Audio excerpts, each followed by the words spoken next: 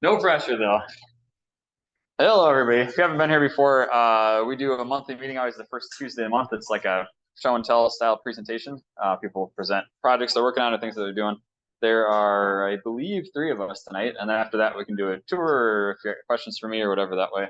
Sadiq is going to talk a little bit about this blue arm behind you all, so conveniently located directly behind you rather than in front of you.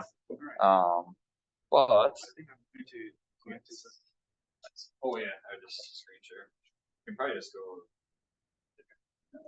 Well, that's probably a good idea to go up here. All right. So you're on team already.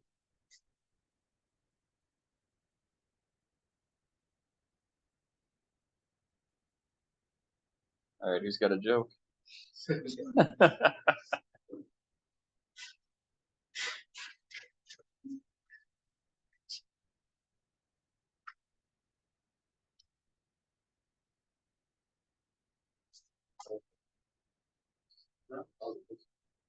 Well, the technical like the back off.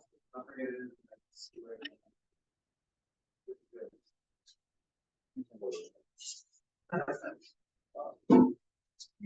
Yeah, so you should just be able to screen share.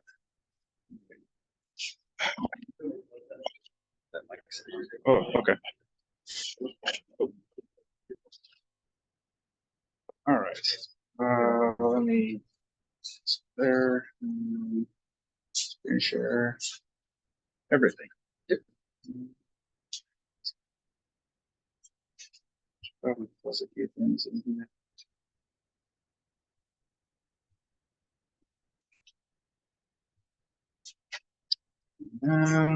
Oh, sneak peek.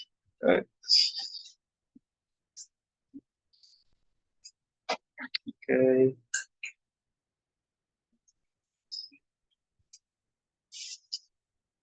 Let's close this. All right. All right. How's everyone doing? All right. So I see some new faces, so it's a good thing that I kind of have a history of what I'm going to be presenting, and let me put this in presentation mode. Yeah, it's just slideshow.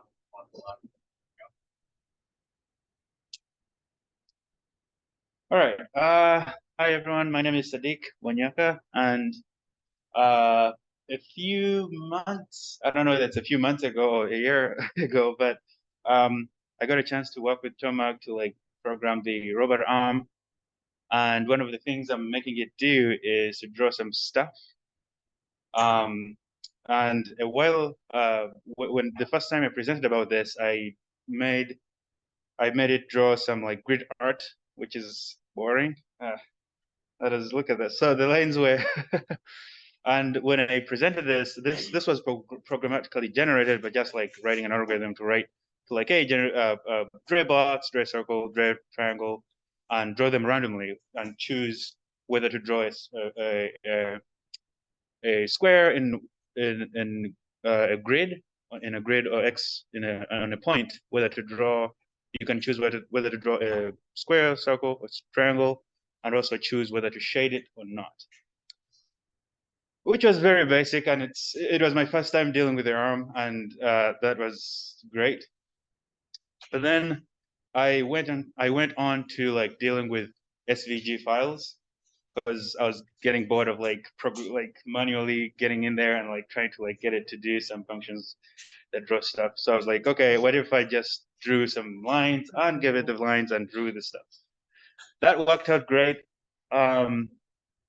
And over here, you can see a sample of like Sector67, incomplete sample of Sector67. But then, as you can see, the pen holder, the old pen holder, wasn't great. So, so the lines wasn't perfect. So I was like, you know what? I need to like get a new pen holder. And a friend, me and a friend collaborated to create a pen holder for this. And I submitted this on the Tormach forums. If you like to like try the pen holder out, I have all the resources there and the explanations how I did it or how we did it. And this was the new pen holder. There's a video there, but I won't go through the video because I already have like a comparison over here just to show you what the difference is. Because over here, it's like, you know, like a baby, I don't know, someone doodling or something. And then over here, you have like a professional doing some grid art. But over time, I was like, you know what, I'm starting getting bored of like, you know, fixing pens and stuff like that. And I went into path generation. I wanted to generate paths for the robot arm to draw. And then I like over the years, I used to play around with art generation. And one of the things that we used to do is to like generate polynoise, flow fields, and like create things based on that. And basically, I'm having like a lot of lines or vectors pointing in a certain direction to direct the line. So for example, over here, there are like a bunch of lines pointing this way to tell the algorithm that, hey, make a line that's curved that way, you know? And the polynoise function, there's a polynoise, I don't know whether anyone knows about polynoise? No? So polynoise is basically generating random numbers. So just like any random thing, like, hey, give me a random number. But with polynoise, there's a unique thing about polynoise is that you generate a number closest to the previous number. So if I say, oh, give me a number 2. Okay, give me the next number 2.5. Give me the next number 3. Give me the next number 2.5. So things like that. So you're going back and forth, just giving a random number closest to the previous number. So that's polynoise, and this is how it's generated. So I'm getting polynoise values and rotating vectors to point in a certain direction and draw the lines. And that was great, but then I ran into a problem where the robot arm couldn't process all the paths that I was giving it. And the system just completely shuts down, like it gives up, and I have to like reboot the computer to like get to draw more lines. But then I kind of like made it a bit better by reducing the amount of lines that I give it each time so that it can process them faster. And I got it to draw the one on the side over here.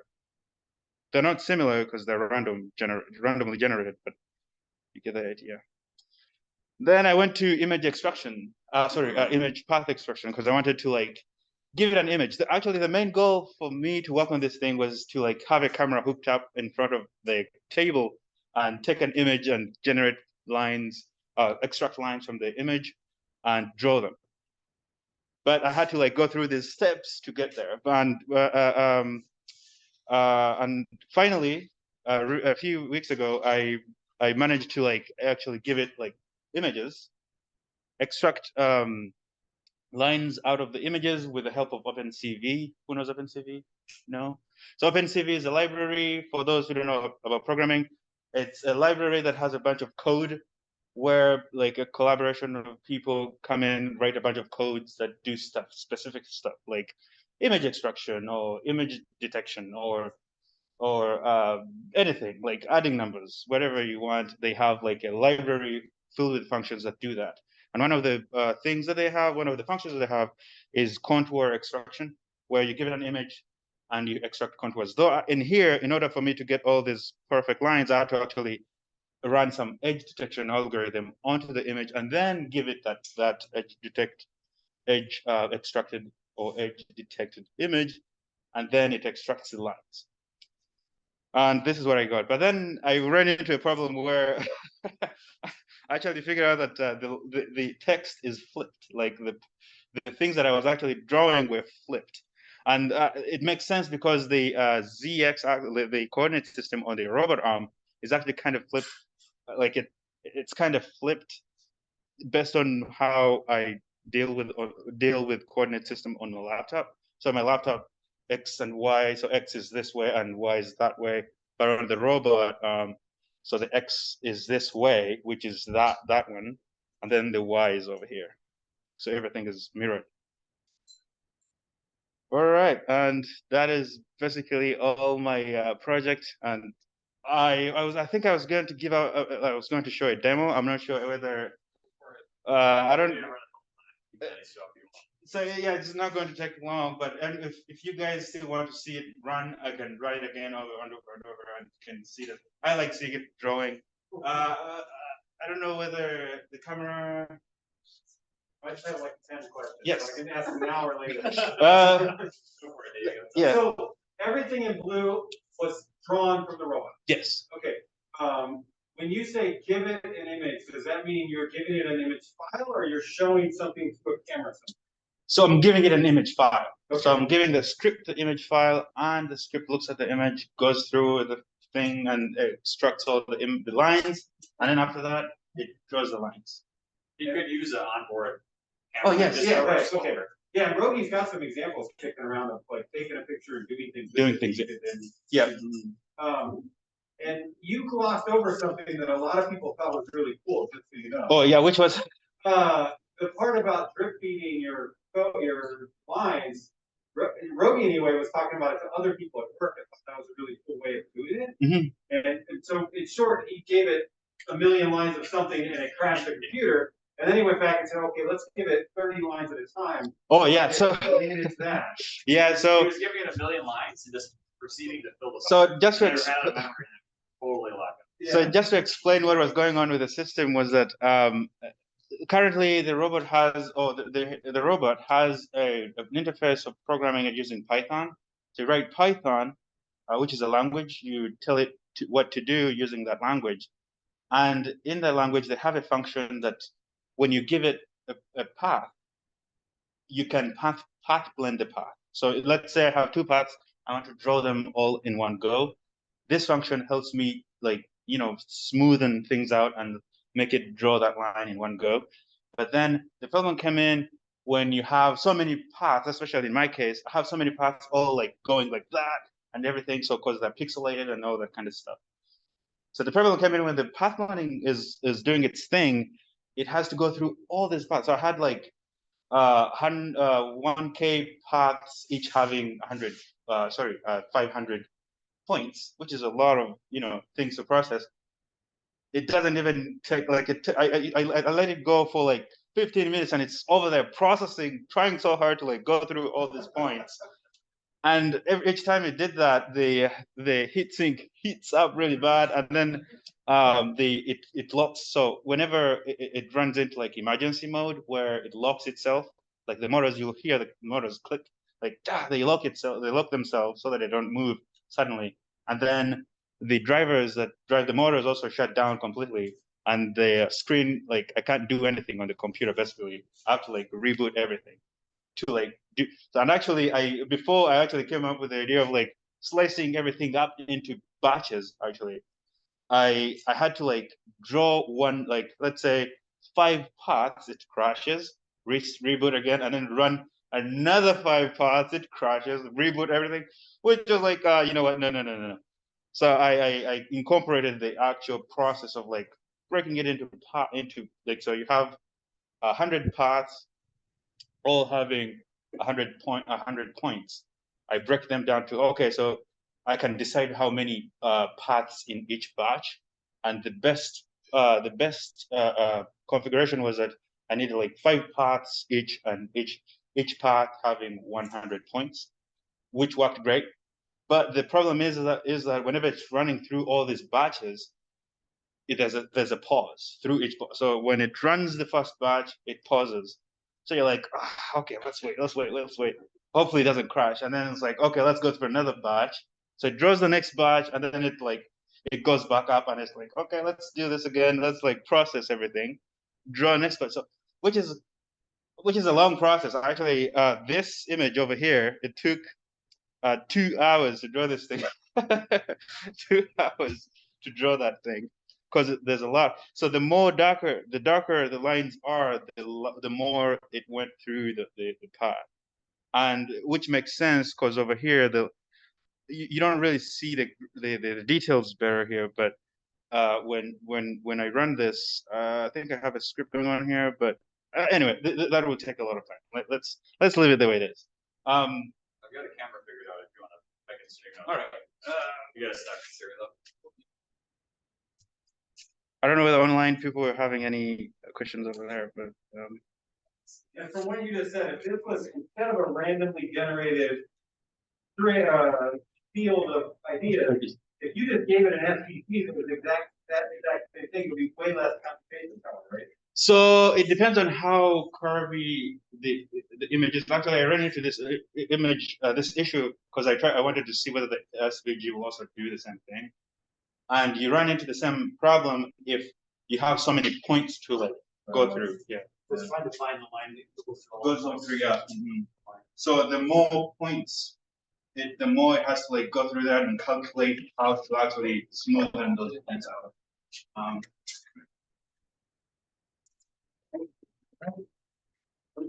So it's it'll be. This one sharing? It is, yeah. It's one second. I just gotta highlight it up here.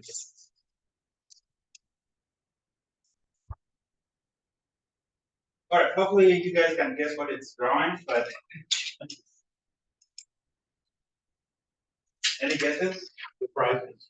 Unfortunately, I don't have. I can give you a free draw. Oh, that would be awesome. I think I actually have some portraits.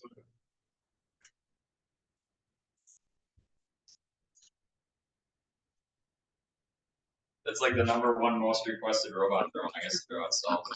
All right. All right. So it's going to go through everything, process all the, well, not all of them, but just a single batch, and it will start drawing. Okay. Yeah, you can't really see. Pick on your light. Does it know where the table is, or does it touch the table? No, so it knows the table where the table is by giving a user what they call a user frame or a task space. So I tell it where the task space is, which is set for the table. So, but I can change the task space or the user frame. It's not going to jam it through the table. No, unless you actually sold it. Yeah, I've actually done that. Actually, that's why the pen is solid, super solid. This is one of the designs that we made to make sure that. It would grow right through your hand. Oh yeah, oh yeah. Oh, actually, Yeah. Well, it's a good thing you got your light curtain up.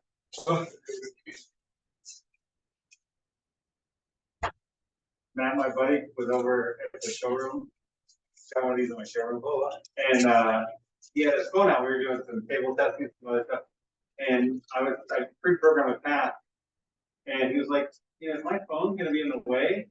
I'm like, no, it's fine. And he's like, well, let's just find. He put a little cardboard box that we had right where his phone was gonna be.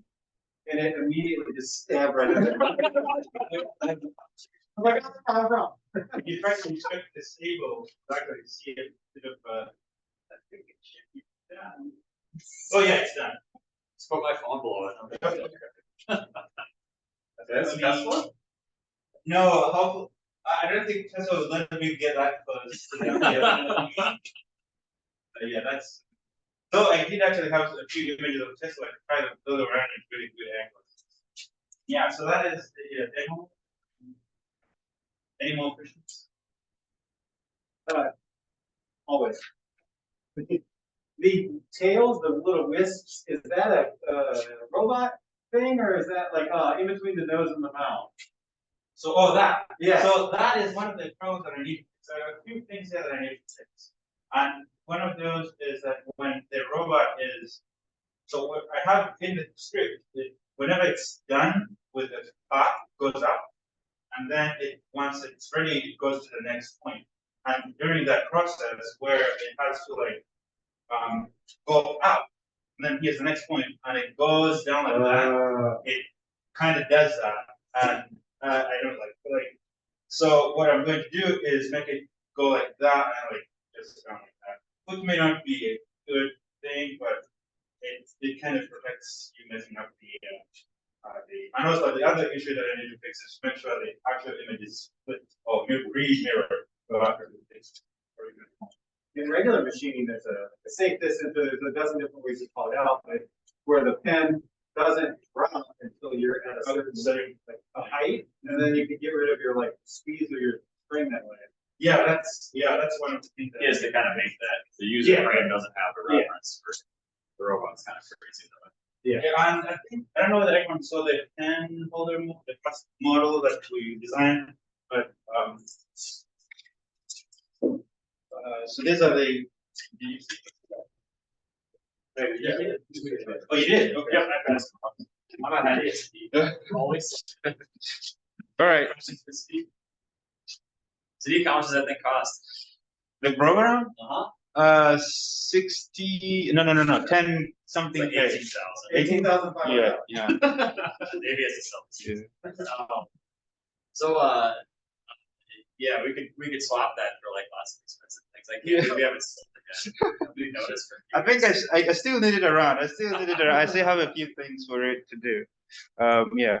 If you guys still needed to like see it doing its thing, you can let me. I will be there to like keep it running. Gallery night's coming up May something, I think. So Sadiq's gonna be the artist through the artist. Well, there's a Roby's got on GitHub some you're using camera plans, you take a picture of some of these texts, so you can just steal the first half of this. Yeah, you can make paintings. I want to see the paintbrush. So that's maybe next month. Yeah, one of the few things that I wanted to do is play checkers or chess, or well, not ping pong, but I wanted to attach a what is it called? A little balls tied to the tether. Yeah, so that didn't go well.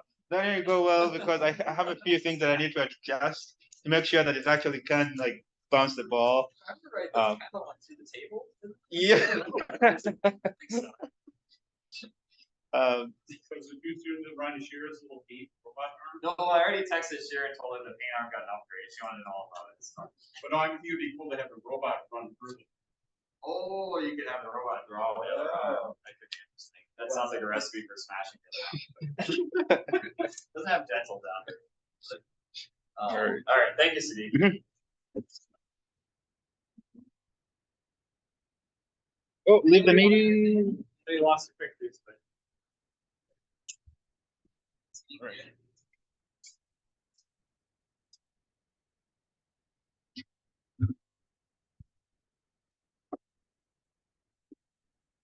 He goes into steam cars or steam engines. I'll let you take it from there. Oh, wherever. It doesn't matter. You can stand wherever you're comfortable. Probably over here is so people can see what you got. Oh, you're fine. That's just for the internet people. They don't count.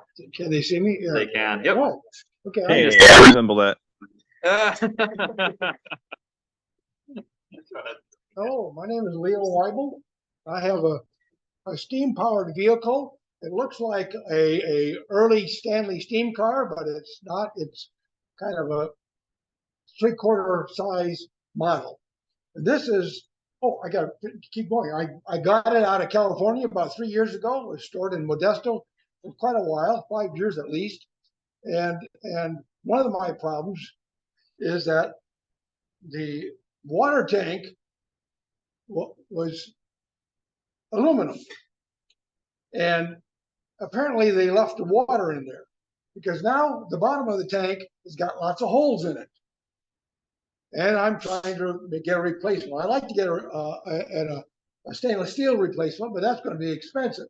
Then I thought, well, this group is smart. Maybe I can line the inside of it with something and save maybe $1,000 to have another one rebuilt.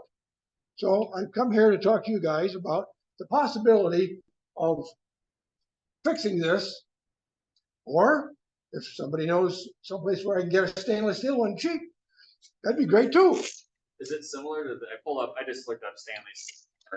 Yeah. Is Is that in the ballpark? Yes, it would be the second row, the middle red one, without all the brass, without the brass. I got little brass headlights, but only one seat. And I did bring photographs, but I have misplaced them. There's a Ziploc bag floating around here someplace, and I don't know where I set it down. So Anyhow, have you looked up fuel cell for a car? Because you can buy, so race cars have very similar tanks. you do? They call it a fuel cell. It's a little tiny aluminum square. It's nearly the really? same thing. Well, it sits. It's mounted on the bottom. You can see where it sits on the bottom, and if you look close, you can see lots of little pinholes in it. Some drained out. And this looks like a fitting from a sink for a filler, and then we have one tubing for a vent and one tubing for water gauge. It should be down here. Is where the fuel drains out, and then also the water gauge would attach. So those things are fuel cells. They're meant for a fuel pump for a car. So it's Oh, got a wow. big port in the top and a variety of ports around it. Yeah. It's all got the same issues. You need a return and a supply and a gauge. Yep. So that might be an easy way to go. Those are usually maybe $100. It's surprising. That's not bad. That's not bad. If I can get it to fit. Yeah. You want to get it in a steam car, you want as much water as you can. Your water will run out long before the fuel will. When you have an old plumbing pipe that's buried in the ground, they make those ladder things that expand into the tape and kind of funnel out. And so I wonder if you could get something that's a bigger diameter that would fit inside there. Like when they fix that pipes. Yeah. If you got like if there's a pipe that went in the floor here and came out over there and it's busted, instead of trenching the floor up, it's like it looks like a condom that they pressurize into, and it like lines it, and then it hardens after the foundation. And I just wonder if you could do something like that in there, where you like throw a balloon type thing in, and then it expands to the outside. That's possible if we can seal the edges a bit. The bottom. Pardon? Just the bottom. Yeah, Yep, just the bottom. The other option is I think it's mostly the bottom. we could just cut the side off. We're gonna have to be honest, like I was thinking of pouring a liquid in there and rolling it around. yeah, white steel. Yeah. In practicality, this is a tank sealer system used on old motorcycle gas tanks. Yeah. It's an epoxy system, so you actually throw a bunch of nuts in there and shake around a primer, and then you can seal over. Those are pretty good sized pinholes that you've got. It basically makes like epoxy seal inside. Say the last part again. It's like an epoxy sealer. Okay. To go on the inside, yeah. But yeah, they are for motorcycle gas tanks. Oh, Like all right, great. That tanks. sounds great. Okay. Specifically for pinholes and weld seams, so you'd be set. And I would have to replace it. So when are you doing rides for everybody? Oh, my word, dog. Nobody else gonna ask. So many problems to go through. And not just mechanical problems, people problems. The engine has been in Maryland for 3 years, and I don't think he's worked on it. I have a question about your the car, not necessarily the tank. Is the car 100 years old, or is it a replica, or? Yeah. I have no history on it. I think it's 30 years old. Okay. It's got Model T front end, but it could be what do you call remodel, remake. The rear axle looks like a 1900 locomobile. I've seen pictures of those. I compared them, but it looks too new. And the frame is well made, welded, square tube. And I'd show you more if I could find my pictures when I seem to have misplaced them. Okay. White red, of course. Thank you, Liam. Thank you.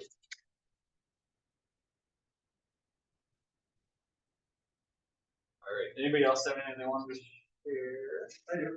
Davie? Sure. Go for it. I decided the 11th hour, so I emailed you, but. Oh, yeah, exactly. Leo? Oh, yeah. Yep. Yep.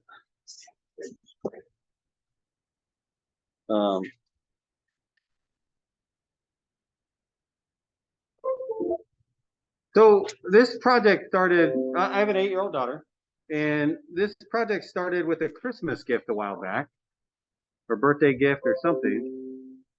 And let's see if I picked the right folder. Yeah, okay. What are you trying to do? Oh, Before the Zoom people start yelling at us. So my daughter got in, like I said, stocking, birthday, Christmas, who knows what, crayons that somebody thought, I'm sure, was a really neat idea. And what it was.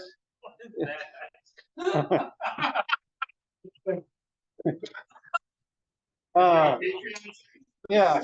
Well, I mean, I've got a theme going here, so I figured I'd, just pick it. Oh, yeah. And so anyway, so she got these crayons that are supposed to be multicolored, and somebody I think my best guess is they pressed different color bits together, and it looks really cool. The packaging was awesome, but the second you try to write with it, it just breaks. This is in like 6 pieces underneath the wrapper here, and so they're functionally useless. And I've trained my daughter to think about everything and be a little bit smart about her decisions. And so she immediately was like, "Well, those are dumb, and we can make better than that." And I have a fancy CNC machine in my garage. And so for years, we've been talking about we can make a mold, we can heat them up, we can do all this stuff. And finally, about a month ago, she had an idea, and we had time, and we had material, all at the same time. And so ultimately, I have these little 3D contoured hearts that I make kind of all the time. It's my showroom demo. I give them to my wife and daughter kind of willy-nilly. We have a weird bowl of them in the kitchen. And so she picked one up. And she said, "I want to make a crayon like this." And I was like, "Great, now we have an idea. Let's do this." And so the next course of action was naturally to make molds. And this is like the prototype. There's a lot of chatter in there. If you've ever run a machine, it's fine. And so ultimately, this is just a quick aside for we ended up making. I'll pass some of these around. Some molds to play with, and it's the best part about it as a parent who, my goal in life is for her to be 18 and a reasonable adult that can think about things and stand up on her own. And all of this works together in that way because she's been driving this train the whole time. She came up with an idea, I made it happen. And then the best part is here, and so this is kind of the process is you take the broken crayon bits and then you throw them in the mold and put them in the oven just on low temperature for a bit. 20 minutes or so, and then it melts all in, and then you put it in we actually have discovered this is an easy way to make your house smell like burnt crayon. As we finally figured out that you heat it up and then you let it cool in the oven. We learned that when my wife dumped hot crayon on the oven door. And then once it solidifies, then you put it in the oven for 20 minutes, and you can see the cracking around here because the crayon shrinks and it pops out of the mold really easily. And so here it is, out of the freezer. And then this is the first one. And then what you see around the heart is what we call flashing, just because it was like that extra spillover. It's actually, I brought crayons. And so anyway, the best part of all this was that my daughter's been driving this train the whole time. And in here, I've been trying to teach her independence, obviously, from birth, but she's now taken on doing this whole thing by herself and she turns on the oven. She tells us "Hey, I'm doing the thing." She's got a timer set, and she sat down on her own, unbeknownst to me, and was she was just sitting there writing something, asking me how to spell words, and she wrote detailed instructions entirely on her own. This is I made this entire presentation just so I could show you guys this because I'm super proud about it. I will note that we've since learned that the vegetable oil as a releasing agent is irrelevant because the crayon doesn't stick to the aluminum, but whatever, you live, you learn. And so this is just the second half of it. And so now I'm in a race to make as many of these as I can to send her to school to make her the coolest kid in her class, handing these out to all her friends. And then anybody on the internet. And this is where we're at today. Yeah. And so this is, anyway, so it's just been kind of a fun project. I have, if anybody's at all interested, I posted all the files up on the Tormach forums next to the robot stuff. But that's what I got. So did she have that many crayon ends, or just breaking good crayons? It does pain me that we do break good crayons for this. But we also had a few good dumpster scores, so we had kind of a weird amount of like miscellaneous colored crayons. I was gonna say, it seemed like a school project, like, We had, because I found 3 64-pack crayon boxes in the Hy-Vee dumpster, we already had a weird amount of like, so we had a container full. I think that, yeah. What you should do is go to restaurants where they have the crayons for the kids, you know? Oh, so Clean them out. if you look at the back of the crayon, there's a white. So one of the crayons I made at work, and we made a video out of this. But one of them is the red and black, or the red, pink, and purple, has almost no white on the back, and that was all Crayola crayons. And then I don't know if I grabbed it on purpose, but being scientific minded, I've done the restaurant crayons, and those melt at a much higher temperature. You have to almost double the temperature. And then there's also a bunch of filler white wax in there that floats to the top when you put it in the mold. Yeah, so it's been kind of a fun project for that. You draw with these yet? Or you taking these and use them? Yeah, they do what you would expect them to do. It just kind of moves the color around. So. Other questions for filling with Davie? Here. I shouldn't let you go a second. I should have. It's a good segue. I spent, 3.5 minutes on this, so I. You sticking with hearts and stars, or seashells, or what's next? Yeah, I'm kind of just waiting for her to tell me another shape. Batarang. Ooh, not a bad idea. How about a cylinder with What a novel idea. rocket motor? Yeah. Oh, so that's what I want to do. And the big part with that is I have to build a funnel in the thing. So it would have to be a 2-part with a funnel attachment.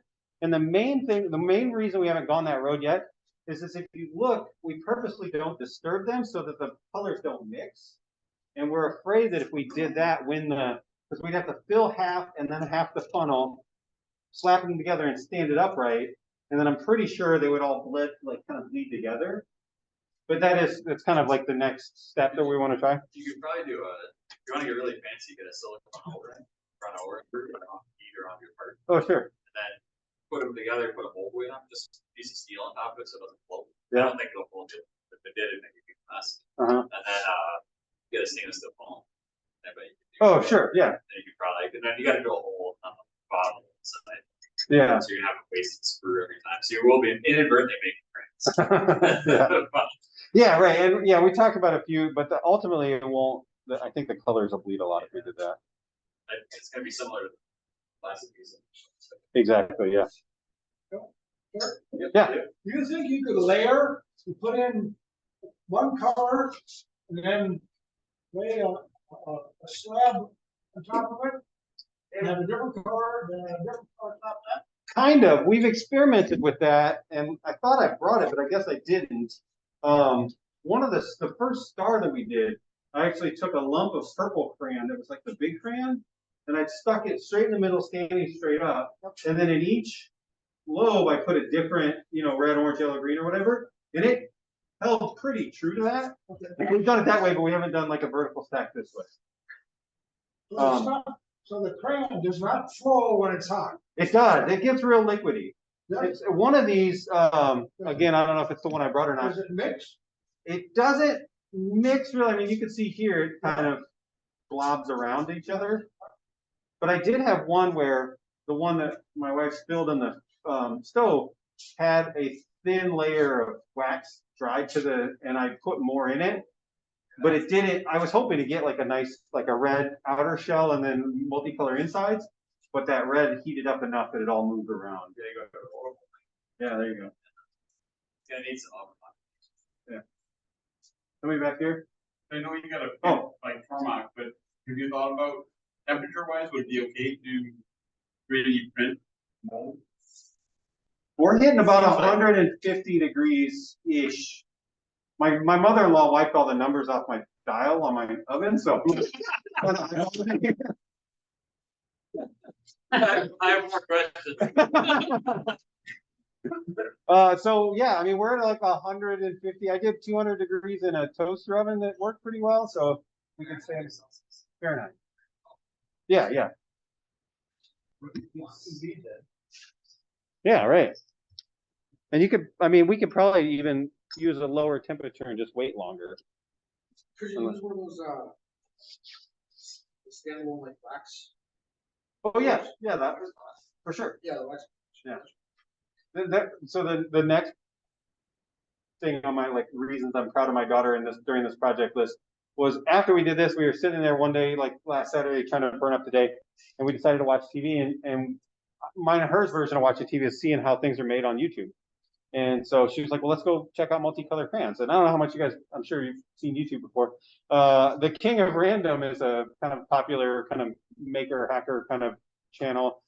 And we watched their multicolor crayon video and a different one where this guy, and the whole time my daughter's over there like, oh, that's a dumb idea. Oh, why are they doing that? Oh, that's never gonna work. It was awesome. The YouTube watcher has drawn her in. Yeah. Did you find the craft man with City crafting? I don't think so. It's beautiful. It's like an old man who teaches making things for kids. Oh, sweet. Like really calm voice. Most wholesome thing I found. Nice. That's not saying I know. It'll get canceled. Yeah. Any other questions for Davie? Is there anything in the chat? Yeah, actually. What about those edible crayons? Edible crayon? What's it so not popular? Oh, yeah. Well, I mean, theoretically, none of these are, or all these are. Just Google espousing logs and Oh, yeah. Start looking like that. Well, the funny part is we had a dial thermometer that got nuked and it doesn't work anymore, but whatever. Yeah. All right. Thank you, Davie. Yep.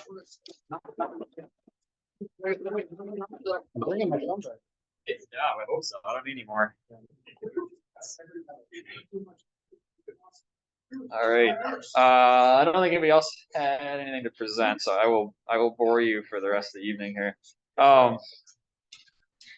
So let's see here. I was asked about a building update. So building update. Scott, building update. You ready? You're the one who asked me.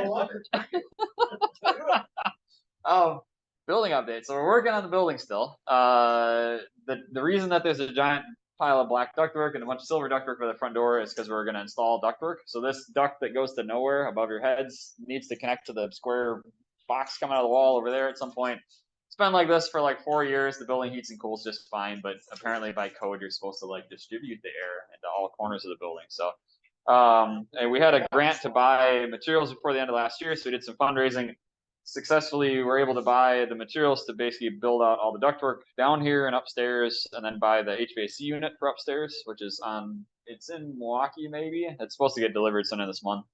And then you got to build a staircase by the front there, and then the square piece of concrete outside is for an elevator foundation. So we poured that in fall, so now we need to wall that in, and we can get the elevator company to come and install it. And then most recently, we got all the parts as of this past Wednesday to finally install a fire alarm. So if you guys aren't aware, that the chip shortage has brought its way into many different components in the world, and one of them is getting fire alarm components for buildings is like forever delayed. So in September last year, we signed off on a purchase contract and bought the pieces, and we just got them this past Wednesday. So it took that long to get the pieces. So there are like above your heads now, there's these are called notification. So it's a horn strobe. So it's a really loud horn and a strobe, and it's going to be tied to a fire alarm panel by the front of the building that's tied to the sprinkler system. And if there is a thing that causes one of the sprinklers to go off like a fire, then the horn strobes will go off throughout the building to tell everyone something's wrong in the building, you should get out of the building. Technically, our building is too small to require all of these things. We're 400 square feet under the requirement, but we have a mixed use building. So there's a caretaker's quarters upstairs, like an apartment, and that'll allow someone to live here and maintain the building in the very long term. And so the idea behind that then means that we have to have the building designed to have someone living and sleeping here, which is different than having a building that's a business use. So if Davie's in machining things and the building lights on fire, apparently we don't worry about Davie. But if someone's sleeping here and the building lights on fire, my God, we're very concerned. So code is a little bit of a stretch sometimes in terms of building code, but that's how it works, and that's what you have to do to make the city happy. So so long story short, the parts are finally in town to hang up the square pieces of duct. They had to get custom fabricated, but we were waiting on the HVAC guy to have enough time to release the order from the people who made it. And so he's got to get that stuff released to us, and then we can actually hang up the rest of these parts and get the rest of the pieces installed. So hopefully next week-ish, maybe 2 weeks, we'll actually have pieces to be able to finish that up. Other major building updates, Jaden put his car back together today, so. It's actually still in 2 pieces. Is it still in 2 pieces? I just ate my pizza. I got it. Break. What are you doing taking breaks? Jesus. Jaden's been taking the subframe cradle out of a car today for the first time ever, so it's been entertaining. But You took that out today? Yeah. Awesome. Yeah, put the new one in. Yeah, that's what I saw the new one in. yeah, no, it's freshly spray painted. All right. Any other building related boring questions? Are you actually wiring this road and stuff? Yeah, so it turns out fun trivia. There is no licensure whatsoever required for fire alarm installers. So anyone at all can install a fire alarm. There's no certification, licensure, nothing at all. You do have to have a certified person sign off on the design, like the general placement or the quantity or the locations of pieces. But ironically, an architect can sign off who has no qualification to do fire alarm systems. So it's kind of hilarious, or any professional engineer in the state. So you could get your software engineering PE or your electrical engineering PE, and you could totally do fire alarm installation. So there are some things that we've learned that are interesting. Also, I am certified to weld building structural steel because I welded one piece and we bent the piece and I didn't get any cracks more than 1/4 of an inch. If you got more than 1/4 inch, you just take it again until you don't, and you're good. So me and 3 others actually welded all the steel in this whole building, and the building has not fallen over. So I think we're out of the woods. Do you have any other welding experience than that one? Well, technically I wouldn't have had, but I did have quite a bit of other welding experience, as did the others. But the point is just insane. Like next time you're driving over a bridge, just know that whoever welded the whole bridge for you passed one test one time. It's a lifetime certification as long as you continue to weld. So you're good. So yeah, sorry, I got everybody nervous now. Can I make you even more nervous? Go nuts. My own welding inspector on the first nuclear plant US in 3 Mile Island. It's been squandering for decades, and they're finally putting it together, and somebody's finally dumped the money into it. And he proudly told me on the phone, it was about a year ago now, that the union fought, and now they can't work more than 14 days. At 14 days, they get a day off. And I'm like, fucking, you're welding a nuclear plant. You should get like back jobs and jobs like $1,000. And he was so excited that he could only work 14 days straight before they have to give him, 12 straight hours off. Yeah, exactly. I guess that's precisely my point, is the right. level of general comfort you should have in the world. So I talked last month about precious plastic running an extruder. This month we made some progress. We made some compression molds. So these 2 things, please don't squish your fingers or hurt yourself. These are very heavy. There's dots on it. So see the 2 dots here and the dot on the little tab there? That's how it lines up. If you put it together wrong, it should still come apart, but it'll tend to get stuck. And even assembling it this way sometimes gets it stuck. So not worried about the mold, but don't smash your fingers in the steel. I guess it'd be the moral of the story. But I'll pass this around. You guys can take a look at it. So that is scrap steel that we cut up. So that's up here. So Sean, who's not here, and I wanted to build something that we could squish plastic into to make full shaped plastic. So these are a bunch of bowls that we made, or dishes, or plant trays, or whatever you want to call them. You use crayons? We did not use crayons. We totally use crayons. You realize this is those things. Let's see what we can come up with. We're gonna need a lot more crayons though, Davey. I hope you can swing it. So anyway, long story short, we took the CNC plasma cutter, we cut out a bunch of pieces. You can kind of see this piece in the back picture there. It's got tannish color paint on it. So it was originally painted. We sandblasted and then polished the insides of them. So feel the inside of the mold's really smooth. You'll also notice on the mold that the plastic picks up all the weld details. So like the very edges of the mold, you'll see my welds in the mold, or in the plastic pieces, I should say. So this design was stolen from somebody on Precious Plastic who shared it. So it's a flower pot mold. And essentially the process was cut all these pieces, tape them together, tack weld them, and then go through and I TIG welded all the seams to make them continuously welded. And so this is welded all the way around. We wanted them to be totally sealed up. This then goes into the oven with plastic in it. So what we're doing is we're grabbing shredded plastic like this. This is coming out of the shredder. This is all milk jugs. It's HDPE. And then that goes into the mold. And if you don't heat it up long enough, you get something like this. So you kind of see what all the flakes look like. And then it goes on to, out of the oven and into the hydraulic press. And it's a very light squish. Like it's not, we're not like smashing the hell out of this thing. It's just very light squish and it all squeezes up. If you don't put enough in, you can see some of the patterns get that really rough edge. If you put in too much, then it squeezes out. And then same with Davie was talking about where it shrinks down enough to self-release.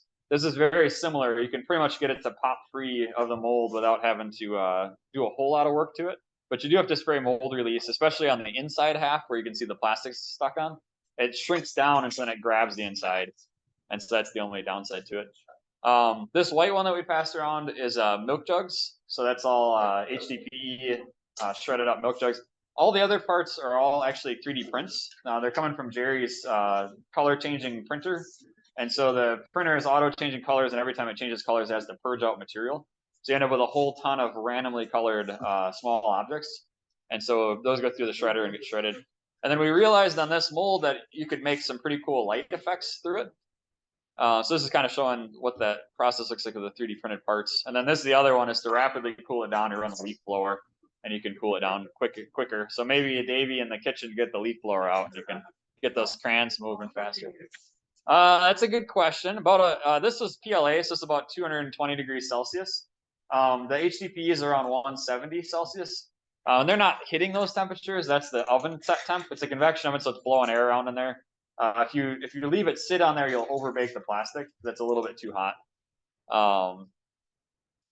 So these are some of the other patterns. This was the thinner bowl mold. So I passed around this bowl. This one was not successful. It had just a hair of black pigment in it. But these are actually just two regular old kitchen bowls. So nothing special, just two stainless steel bowls. They're not the same size. So they actually nest in, and they're one slightly smaller than the other. If you have two that are the same size, that's actually what that red piece that Mark's hanging on to happens. So the walls get super thin and the bottom gets really thick because they're both identical. So when you try to squeeze them, the walls go to 0 and the bottom stays thick. So you really have to have two things that are sized correctly. But what was cool was you get this super cool transparent effect when you've got enough transparency to the plastic. But if you have a little tiny bit of gray pigment, it really, really shows up a lot. So you really have to, when we shred, we have to be more picky about what materials that we're shredding. So any questions on this stuff? Davie? 3 questions. Uh-oh. Well, how did you polish inside that mold? We used, we've got a new belt sander. It's a high-speed sander called a Burr King, appropriately named. It's a Burr King 760. It's a big belt sander, 3-wheel belt sander. And the belt sander, that actually had 80 grit on it, and that's what it polished to. It's moving really, really, really fast. And so you're just really light on it, and it just makes the inside super smooth and mirror without any time. Question number 2. Yeah, you talked about plastic. So this is 3D printed. PLA, yep. And then the white is the milk jugs, and then is everything that's not white milk jugs the PLA? Yeah, except for this. This is polypropylene. So okay. This is like your yogurt containers. Any food contact plastic is typically polypropylene, except for milk jugs or HDPE. But the lid is polypropylene. So, third question. I don't remember. Oh, see, I knew it. That's why I was counting them out. Anybody else have any questions? You don't tell me ahead of time how many there are. I won't hold you to it. So for color though, collecting like the lids would be the way to go. Yeah, I was gonna say collecting the lids by far is the easiest way to get a lot of color or a lot of variety of color, because most plastic things are like, you know, creamish, off-white colors, that kind of thing. So it's not too bad. So the other thing, very briefly, I also talked last month about this Sensor.Community project, which is taking a little ESP82 board, which is this little microcontroller. So it's ESP32. It's got a Wi-Fi chip on it. So basically, this gets you on the internet without having to do anything else. These are like $5-6 a piece. They're really low cost. And I had this working last month to track particulate, like particulate emissions out in the world. So the smoke coming out of cars, factories, things like that. Not places like this though. And then temperature, pressure, and humidity. So this is the charts that you get. So this one's actually outdoors. That was my big accomplishment today, was to get the sensor outside. So there's a map. This is temperature up here at the upper left. And so you can see the temperature's dropped, our humidity's actually gone up, interestingly enough, and our pressure has gone up as well. It's supposed to snow on Thursday, rain on Thursday, rain, it might be snow, maybe. We'll see, it probably won't do anything now. Long story short though, I had these things working at the last meeting. What I wanted to share was an update to get what I've got running now. Come on, Zoom. There we go. Which is, we have outside now a time weight average microphone. So to set up a microphone, it's a different system. So this thing talks to the internet, but in order to do a microphone, you need a I2S microphone. So this thing's like a digital microphone. It's not an analog mic like you used to. And this talks to this microcontroller here, and this microcontroller talks to this thing to get data, which is weird. This thing's $20, so I'm gonna look and see if I can find a much cheaper way to do this, because the other parts are inexpensive. So I pass these around. I had to get these boards made. JLPCB made these in like 3 weeks for $1 a piece with shipping, which was completely insane.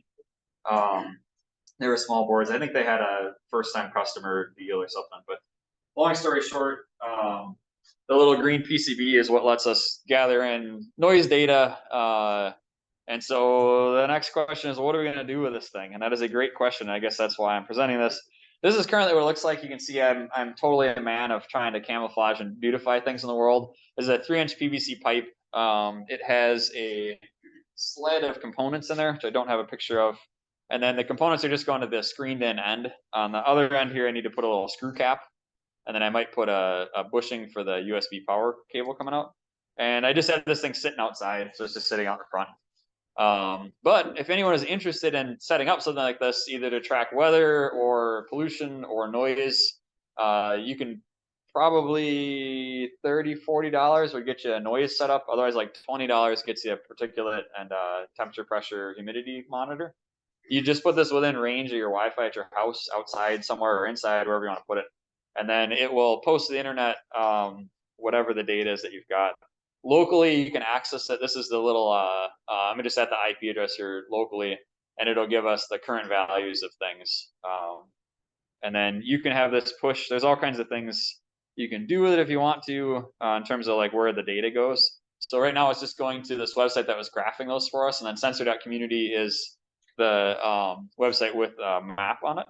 But you can also have it go to a local repository or have it accessible or stored locally on an SD card or whatever you want to do with it. So it's pretty extensible that way. You can also hook up all kinds of sensors. It'll do GPS. I guess most of the rest of these are all environmental sensors. But there's no reason that you couldn't set it up to other things if you're into programming. Yeah, for $20. It's got some timing issues on the ESP32s. So the ESP32s are really desirable because they're inexpensive. But I guess there's some timing bugs in I2S that make it problematic. It seems to be working fine, but I did cut it about in half. That was just my excess length. Yeah, so the sensors are really cheap. They're like $11 for particulate. The temperature, pressure, humidity is like $3 a piece. The ESP board's like $6. So basically, to do a weather station is like $10. They're really cheap. So the point of this is to catch local data for research. Yeah, so this is a German university who is gathering information from this. It's really popular in Europe. There's a thing called Purple Air in Wisconsin or in the US that's very popular. So Purple Air sensor, which Nick brought up, those are $240 each. So $240 to do the exact same thing. So I am trying to, and then the other thing is their data or their sensors are proprietary. Yeah, so $270 now. This is literally a 3-inch PVC cap, two $10. These are the cheaper particulate sensors, and then that ESP32 in the lid. So this is literally $35 worth of parts for $270. And then it's locked into their API and their map. So you cannot use this on anything else, and you can't do anything else with it. This, of course, in the US is popular as a way of gathering and sharing weather and temp data and particulate data once it populates, and it is not popular in Europe. And then, of course, this European developed thing is super popular in Germany and other European countries, not popular in the US. So if anyone's interested in building these, I'm happy to help you. It's really super easy to do. They've got a really good system, makes it very simple to set up. You don't need to know any programming at all. I'm a mechanical engineer. I'm not a software person, as is evidenced by my high quality PVC enclosure. So yeah, anyway, if anyone's interested in this kind of stuff, that was all that I wanted to share. So any questions at all? Anything else? All right, cool. I think that's all we've got. Anybody else had anything they wanted to mention, share otherwise? Anybody online? See something cool through your face? Oh, yeah. You can just pass them around, Jerry. Let me, I'm gonna close out the Zoom stream, man. So we'll catch you guys in the future. Thanks for coming.